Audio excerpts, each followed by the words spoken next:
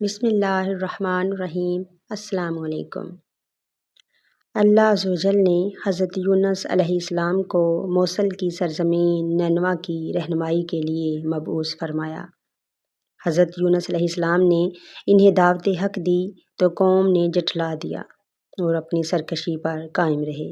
حضرت یونس علیہ السلام عرصہ دراز تک انہیں سمجھاتے رہے، لیکن جب ان کے رویے میں کوئی تبدیلی واقع نہ ہوئی تو انہیں خبردار کرتے ہوئے کہ 3 دن میں ان پر اللہ عز و جل کا عذاب نازل ہوگا، شہر سے نکل گئے۔ حضرت عبداللہ بن مسعود رضی اللہ تعالیٰ عنہ سے مروی ہے کہ حضرت یونس علیہ السلام جب شہر سے باہر چلے گئے تو قوم سمجھ گئی کہ اب ان پر اللہ عز و جل کا عذاب نازل ہو جائے گا۔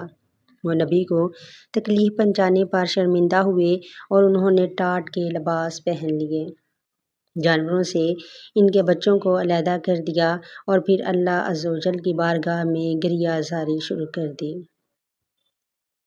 ان لوگوں نے اللہ عز و جل کے سامنے اپنی عاجزی کا اظہار کیا۔ قوم کے سارے مرد، عورتیں، بچے اور بچیاں سب گریہ زاری میں مشغول رہے۔ جانور، ان کے بچے بھی چیختے چلاتے رہے۔ اللہ عز و جل نے ان کی گریہ زاری کو قبول کیا اور جو عذاب ان پر مسلط ہونے والا تھا وہ ٹال دیا گیا۔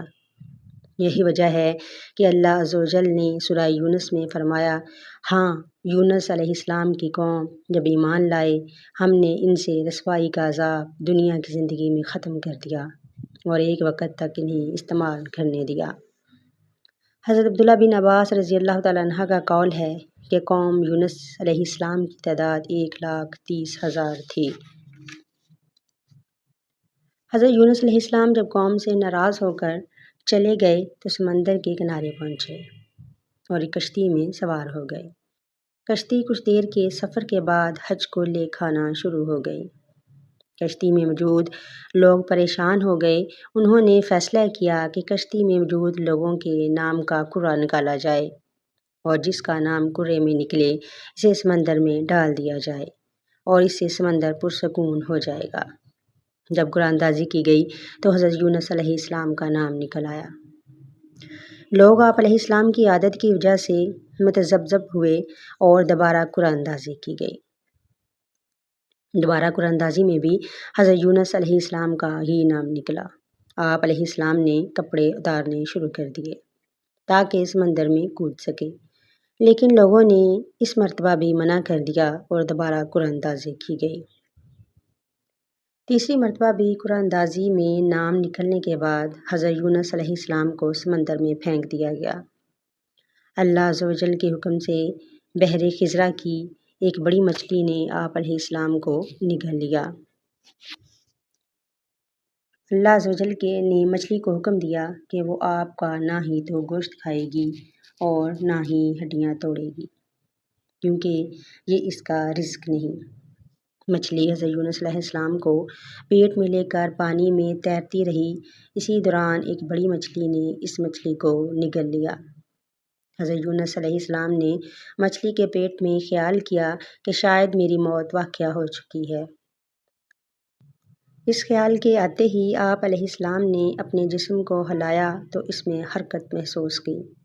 آپ علیہ السلام سمجھ گئے کہ ابھی زندہ ہیں، چنانچہ اسی وقت سر سجدے میں جھکا دیا اور عرض کی، الہی میں نے ایسی جگہ تجھے سجدہ کیا جہاں اس سے قبل کسی نے نہ کیا ہوگا۔ مچھلی حضرت یونس علیہ السلام کو لے کر سمندر کی گہرائیوں میں اتر گئی۔ حضرت یونس علیہ السلام نے سمندر میں موجود دیگر مچھلیوں کو اللہ عز و جل کی حمد و بیان کرتے ہوئے سنا۔ سمندر کی تہہ میں موجود کنکر اللہ عز و جل کی تسبیح بیان کر رہے تھے۔ آپ علیہ السلام نے انہیں اس ذات کی تسبیح بیان کرتے ہوئے پایا جو دانے اور گٹلی کا چیرنے والا ہے، 7 آسمانوں اور 7 زمینوں اور اس میں موجود تمام مخلوقات کا پالنے والا ہے۔ عرش معلیٰ سے لے کے تخت ثری تک کائنات عالم زبان حال و مقام سے جہاں بھی سے پکارتی ہے وہ اس کی پکار کو سنتا ہے اور خود اس کا فرمان ہے کہ وہ مخفی امور سے بھی واقف ہے۔ وہ مصائب و الم کو دور کرنے والا ہے۔ وہ ہلکی آواز کو بھی سنتا ہے، وہ دعاؤں کو قبول کرنے والا ہے۔ حضرت یونس علیہ السلام نے مچھلی کے پیٹ میں اللہ عز و جل کی بارگاہ میں یوں دعا کی، لا الہ الا انت سبحانک انی کنت من الظالمین۔ کوئی معبود نہیں تیرے سوا، پاکی ہے تیرے لیے، بے شک مجھ سے خطا ہوئی۔ حضرت یونس علیہ السلام کی دعا عرش کے نیچے پہنچی تو فرشتوں نے اللہ عز و جل کی بارگاہ میں عرض کی، الہی، یہ کمزور سی آواز جانی پہچانی ہے اور انجانی جگہ سے آ رہی ہے۔ اللہ عز و جل نے فرمایا، کیا تم اسے پہچانتے ہو؟ فرشتوں نے عرض کی کہ الہی یہ کون ہے؟ اللہ تعالیٰ عز و جل نے فرمایا کہ یہ میرا بندہ یونس علیہ السلام ہے۔ فرشتوں نے عرض کیا کہ الہی، اس کے نیک اعمال شب و روز تیری بارگاہ میں پیش ہوتے رہتے ہیں۔ اللہ عز و جل نے فرمایا، ہاں۔ پھر فرشتوں نے حضرت یونس علیہ السلام کی سفارش کی اور اللہ عز و جل نے مچھلی کو حکم دیا تو مچھلی نے حضرت یونس علیہ السلام کو کھلے میدان میں الٹ دیا۔ حضرت ابن ابی حاتم رحمۃ اللہ علیہ نے حضرت ابو ہریرہ رضی اللہ تعالی عنہ سے روایت کیا ہے کہ حضور نبی کریم صلی اللہ علیہ وآلہ وسلم نے فرمایا کہ مچھلی نے حضرت یونس علیہ السلام کو کھلے میدان میں الٹ دیا۔ اللہ عز و جل کے حکم سے وہاں کدو کی ایک بیل اگ پڑی۔ پھر اللہ تعالیٰ نے ایک پہاڑی بکری کو مقرر کیا جو سبزہ کھاتی اور دودھ دیتی، جس کے دودھ سے حضرت یونس علیہ السلام سیراب ہوتے۔ حضرت عبداللہ بن مسعود کا قول ہے کہ حضرت یونس علیہ السلام کی حالت اس وقت ایسی تھی جیسے نومولود پرندہ جس کے بال نہ ہوں۔ حضرت عبداللہ بن عباس رضی اللہ تعالیٰ عنہ کا قول ہے کہ حضرت یونس علیہ السلام اس بچے کی مانند تھے جو ابھی پیدا ہوا ہو۔